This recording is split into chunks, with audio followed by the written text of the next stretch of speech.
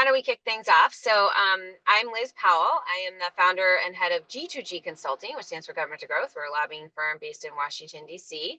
I had worked on Capitol Hill before that, and we have become really active in women's health over the past decade and joined up with Vanessa and some awesome teammates here to co-found the Breast Cancer Early Detection Coalition, which is part of the Women's Health Advocate. So if you are on the steering committee of either one, you are welcome to join either one in that steering committee capacity. So we've got a lot going on. We are super focused on breast cancer and defeating breast cancer with early detection, accessing the screening that you need to detect it early because it's 99% survivable when it's caught early.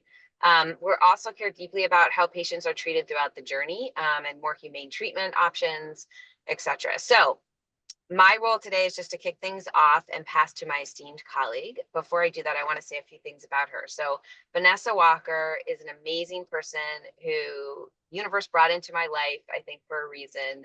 She is an amazing advocate.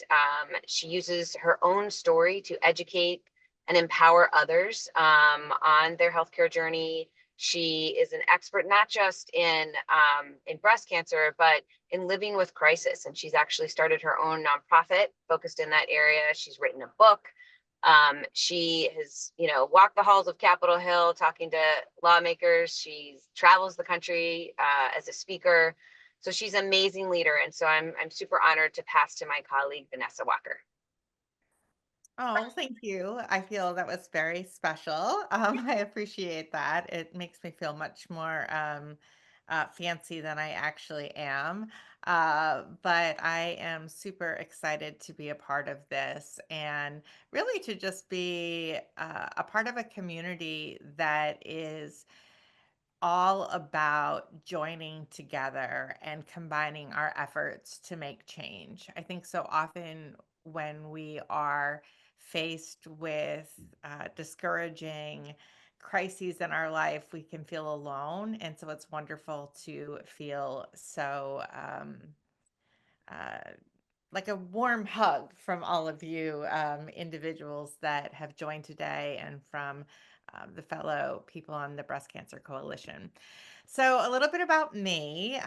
This is my making it personal. One of the things that I'm really passionate about is the intersection of mental health and survivorship. I am a two-time breast cancer survivor.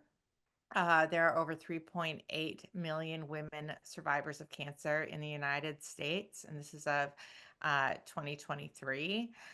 And when I was first diagnosed with cancer, I was 30 years old. I was living in New York City. I was alone. I was going through a divorce. I was a struggling artist. I have a degree in music. I was an opera singer. And no one really talked to me about what it was going to be like to, number one, face cancer at that age, and number two, face life after cancer. No one really talked to me about what were the mental health implications of going through this process. And that really has shaped why I continuously come back to advocacy, even though I have tried to, run away from it. I realize that sometimes we choose our callings and other times our callings choose us. So, just to give you a little bit of background, Liz kind of shared with you that I've had the opportunity to travel the country and even the world, actually, sharing my experiences with not only cancer, but mental health, crises in general, resiliency. I've had the pleasure of standing on stages in Japan, but also even more so, sharing rooms with other advocates in community hospitals in Brooklyn, which I think is as important and as valuable as any big stage can offer. Um, I like to always show a picture of myself when I had cancer the first time, because sometimes people look at me and they're like, "Oh, you look so great, and I can't believe you had cancer." And that feels good, but I will say that resiliency comes at a cost. Anyone who you can say you are resilient, it is usually because they have experienced some sort of suffering. And when I was diagnosed with cancer the first time, my cancer was not found by a mammogram. It was also not found by a sonogram. It was only found through an MRI. And because I had a doctor that fought for that, I was able to get that MRI. And even still, that process took a really long time. Chemo, radiation, a lot of other medications really marked my journey. And then about 6 years later, I was diagnosed again with a new primary cancer. And this time I also found out I had the BRCA2 mutation, and I was a little bit, more gritty by this point, and I was starting to advocate for myself in a different kind of way. But even still, my cancer was not found by a mammogram, and I was getting mammograms every 4 months. Um, my cancer was only found by an MRI. And that really speaks to why what we're doing here is so important. Because my story is not over, but I'm here today because my cancer was found, and because I had doctors that fought for that, and because I had an insurance that finally paid for the coverage I needed. But not everyone has that opportunity. This is a lovely picture I like to share because this was my last day of chemo. And, I always want to do a shout out to the people that serve, those of us that have had cancer, because the doctors and the nurses and the care partners that were around me really, I mean, I couldn't have done it without them. And I'm so incredibly grateful. Uh, as I have moved along in my journey, um, I've realized that crisis is something that unites all of us. My story and my situation and my experience is different than yours. It's different than Liz's. I see Katie's face. It's different than Katie's, but what connects us is everything that's in between the lines. It's the fear. It's the uncertainty. It's the desire to want better for ourselves and better for the people that we love. So I'm just so grateful that you are all here today. And I am really excited to introduce Claire. She is one of our amazing leaders at the coalition, but she is also an incredible leader at the Brem Foundation, and has had just an incredible career advocating for many, many different causes. And so I'm going to just give it over to her so she can tell you about some amazing things that her foundation, the Brem Foundation, that she is CEO of, is doing. Thank you, Vanessa. And I truly, we're all inspired by you. And I just want to thank you for sharing your story. I know that it's not always easy to do that, and you're so generous with it. And I feel like I learn something new every time I hear you speak. So thank you for that. So yes, I'm Claire Doherty. I'm honored to be CEO of Brem Foundation to Defeat Breast Cancer. We were founded almost 20 years, it'll be 20 years ago next year, by Dr. Rachel Brem, who is the Director of Breast Imaging and Intervention Center at GW Cancer Center, and really an international leader in early detection. Before I came to Brem Foundation, the organization was run by Andrea Wolf, who is also a leading member of this coalition and who is a really passionate breast cancer advocate as well. I am just going to share a couple slides about the work of Brem Foundation, and we'd love, if anybody here is interested, to get involved with us, please reach out to me. So quickly, our approach to early detection, I don't know if I said this, BREM is completely devoted to early detection of breast cancer. And we work to do our work through 3 core pillars: education, educating women about risk factors and how to take control of their own breast health; access programs to make sure that people and women in underserved communities are able to access the screening and diagnostics they need; and advocacy. We use our voice to drive meaningful policy change in early detection of breast cancer. Next slide.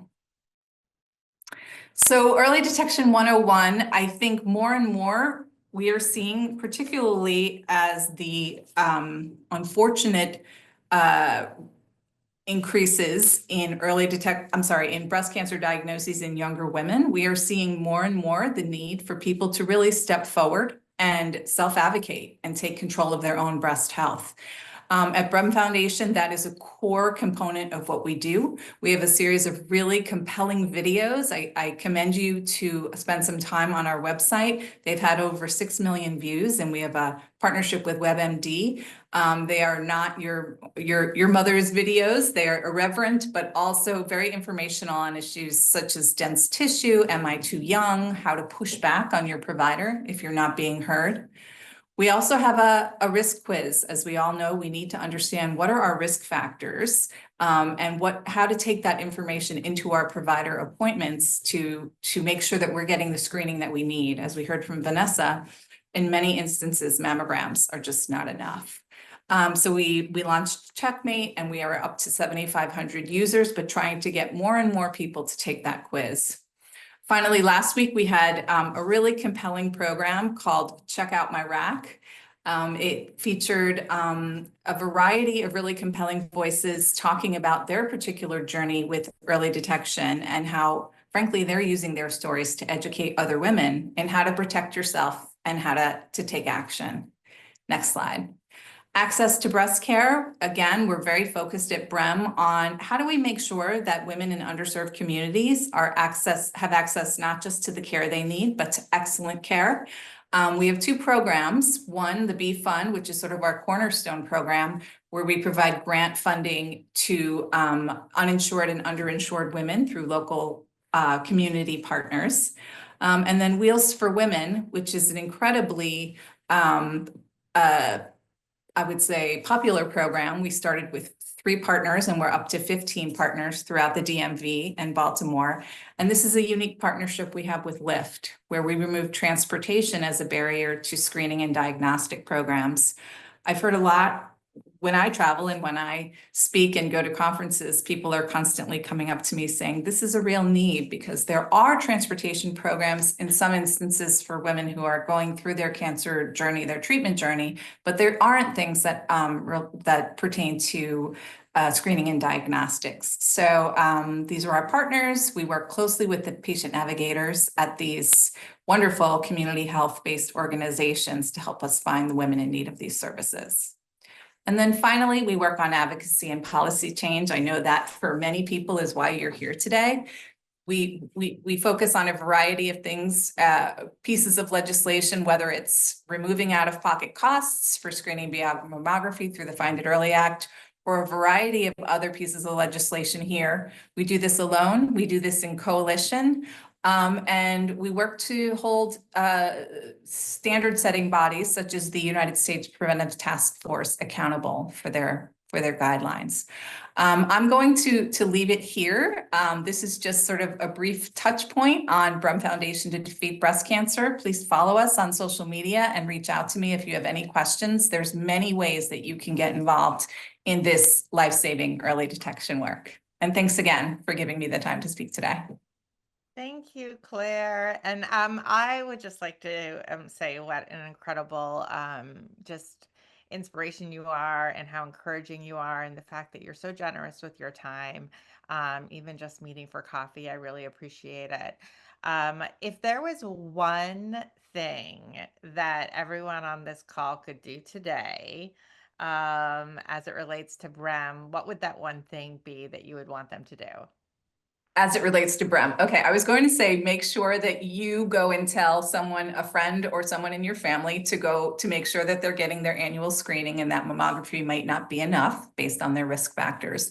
But today I would ask everybody to go to our website and to take our Checkmate breast cancer risk quiz. It takes 3 minutes. It's very compelling. You can take it on your phone, and then it gives you a customized list of risk factors to take to your next doctor's appointment. So please take the quiz and share it with your loved ones.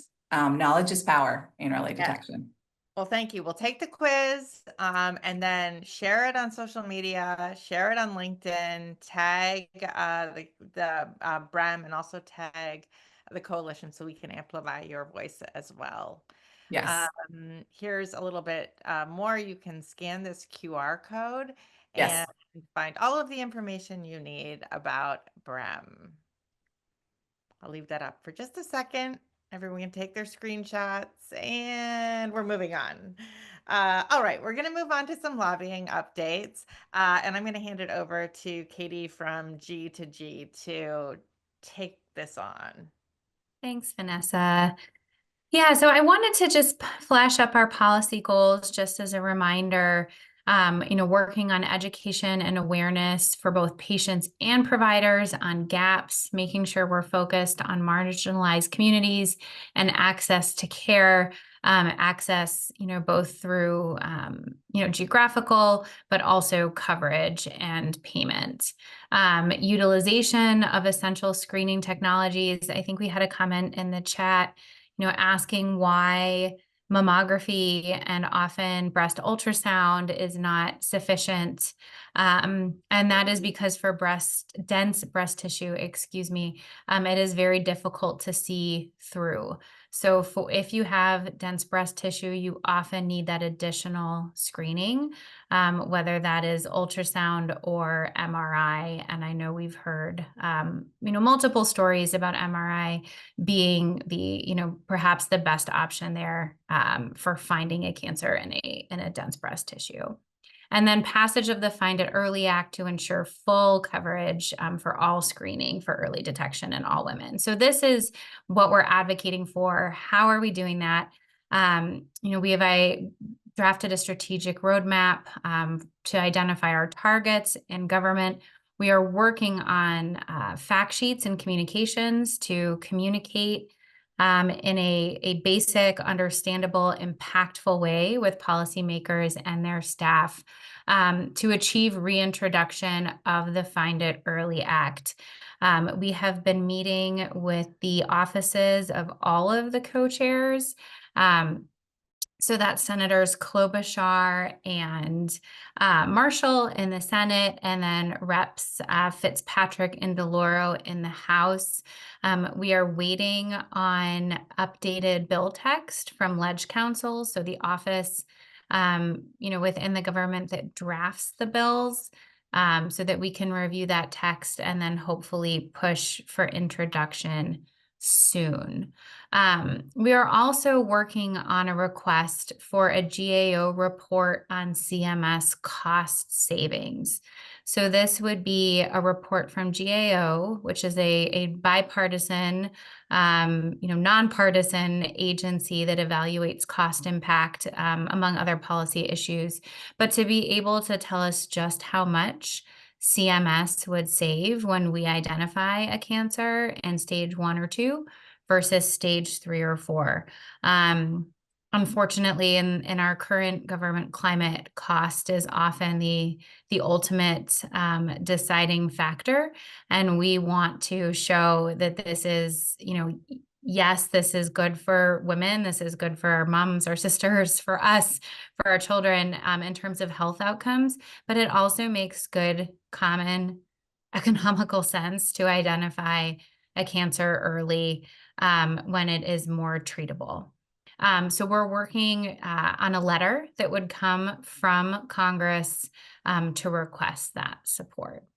I have a quick question for you. Yeah. Just for the people that are on this call that sometimes ask, why do we have to reintroduce this bill? Sure. We already did all this work. We did all this social media stuff last year. Why do we Yeah. have to reintroduce it? Because it's just the rules that every time there is the start of a new Congress, they start with a clean slate. So anything that was introduced but not passed in the, not become law in the previous Congress goes away. And so you do have to reintroduce it. I will say that reintroduction, I just went through a reintroduction of another bill in the epilepsy space. Reintroduction tends to be easier than the initial introduction. You already have bill text, you already have champions, you already have co-sponsors. So in some ways it's a formality, but it's also an opportunity to revisit the bill language for offices to maybe tweak something, to make any changes before reintroduction. So that's what our co-chairs, co-sponsors are looking at now, with their lawyer team at Ledge Counsel. Thank you. Yeah, sorry, I should have said that. No, Can we it's go back oh, yeah, back yeah, just sorry. for, no, that's okay. I just wanted to say that it's constant education on the Hill. So while we're working with our co-sponsors, on this particular bill, working to get this GAO report on cost savings, we're also talking to members of Congress and educating about the issue. We have new members who've only been in Congress for 2 months. It is a great time to kind of slip into their portfolio as they're trying to figure out what they care about and what they're going to be prioritizing. So I would say that education component is ongoing. And then we've been meeting, directly with members of Congress. Liz Powell has been very busy. I think just in the past week, she sat down with at least half a dozen members of Congress. Those members include Senator Tammy Baldwin from Wisconsin, Senator Lisa Murkowski from Alaska, Representative John Mullinar from Michigan, Marcy Kaptur from Ohio, Rep. Dave Joyce from Ohio. So these are all folks who sit on some sort of committee of jurisdiction of health efforts. So good people to have this issue in front of them, to have them support this particular issue and the bill. And talking directly to the member is just a really impactful way to kind of speed the process along of getting their support. Talking to staff is very important too. So we try to do both of those. We try to work from the staff level up and from the member level down. So we've been very busy with that. Okay, you can go ahead, Vanessa. So thank you so much. We wanted to give you just a little reminder of what is on the Breast Cancer Early Detection Coalition website. And we're in the process of updating this right now so that there's even more timely information, because as you just learned from Katie, that it is constantly changing. But don't let that stop you from doing something. So if you go to the website, you can click on the Find It Early Act, and that will take you to the page that has all of the information you need to actually do something today. You can, as we see over here, you can write a letter. This gives you a link to how you can find your congressperson, how you can actually go ahead and submit that letter. We also have copy on the website so that you can use that copy, so that you can actually just use that as a template so that it's not so much work. And we will be updating that. Madeline from G2G is working really hard at getting all of the updates for us because, as we said, it's constantly changing. You can also set up a meeting, and on the website there are really clear instructions of how to do that, where to call, the email addresses you need. And what we'll say is don't be discouraged if someone doesn't get back to you right now. People are busy, but remember, like, just because you're not in DC, this is still your house, right? That you have a right to contact the people that are in charge of making these laws, policies, and practices. And we encourage you to do that because it really, really does make a difference. We also have a media kit that you can download. This gives you, this gives you really clear instructions on, how you can share this on social media. It gives you graphics, and we will also be updating that as we go along. Certainly reach out to us if you have any questions about this. I hope that helps. Actions and events that are coming up. I will run through these and then I'll let Katie or Madeline jump in if they have any thoughts on this. So, April 18th, the Susan G. Komen Foundation Hill Advocacy Day. The April 23rd is our Breast Cancer Early Detection Coalition online congressional briefing. We want everyone to sign up for this. Someone's probably putting a link in the chat, and if they're not, there will be a link on both our website and also the G2G website. We're really hoping that we can get 50 people, like a representative from at least every state. We were hoping to have a list of that today, but I didn't get through all of our signups yet to figure out what states we still need. And so just please be, thoughtful about sharing this information and signing up. We also have the CMS reimbursement congressional briefing coming up, which is in person in DC. You can learn more about that on G2G's website. And then, of course, we're really excited about the Women's Health Advocates Capitol Hill Day. There'll be a briefing and more information to come on that. That will be in May. Anything else? Did I get it all? Good. I think you got it. Yeah. Okay, great. One more event we wanted to just share with you that some people on our leadership are taking part of, which is always really exciting. We love to highlight what the people in our community are doing. Both Claire and her foundation, the Brehm Foundation, and Leslie Yerger from My Density Matters. They are collaborating with the American Cancer Society and the National Breast Cancer Roundtable to do some incredible work. And on March 26th, there's going to be a webinar. So I encourage you to reach out to Brehm and My Density Matters. They have all the information that you need to sign up for this. Information and a great time to really get you excited about advocating. And then we just wanted to say thank you. We know we're 1 minute over. I feel like we did really well today. Thank you, everyone. But we wanted to let you know that if you have any questions, please email us at hello@Breast Cancer Early Detection Coalition, BC, earlydetectioncoalition.org. We want to hear from you. Most of us are volunteers, and so please be patient with us as we get back to you, but we really want to create a community of advocates. Please stay up to date on all the things that are going on. Events will be listed on our website, but all of the events of Women's Health Advocates will be listed on the G2G website, which is listed there, and it'll be really easy to sign up for those. Please connect with us on LinkedIn. You can find us at Breast Cancer Early Detection Coalition.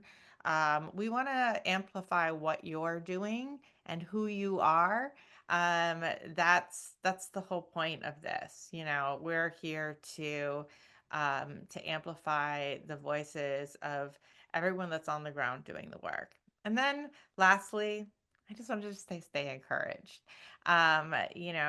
This is not an easy time in our world right now. But every time I get distracted and I think about all that's going on, I remind myself that there's some woman today that is getting a phone call. And that phone call says, the person on the other line says you have cancer. And nothing that's going on in politics or nothing that's going on in the news matters anymore, because that phone call is what is going to change her life and the lives of the people that love her. And I think it's always really important for us to remember that as we're doing this, there are people that are going to chemo every day, that are fighting to get their the coverage that they need, and and it is it can be really daunting. And so knowing that there is a coalition of incredible men and women, because we know we got some guys on this call, that are really coming alongside them, I think is really encouraging. So we thank you, thank you, thank you for being here. We hope that you will be here for our next call next week. Please be sure to sign up for the online congressional briefing on the 23rd. And am I missing anything? You got it. Just thanks for being here. Thanks for being engaged, and we're looking forward to continue to work with you.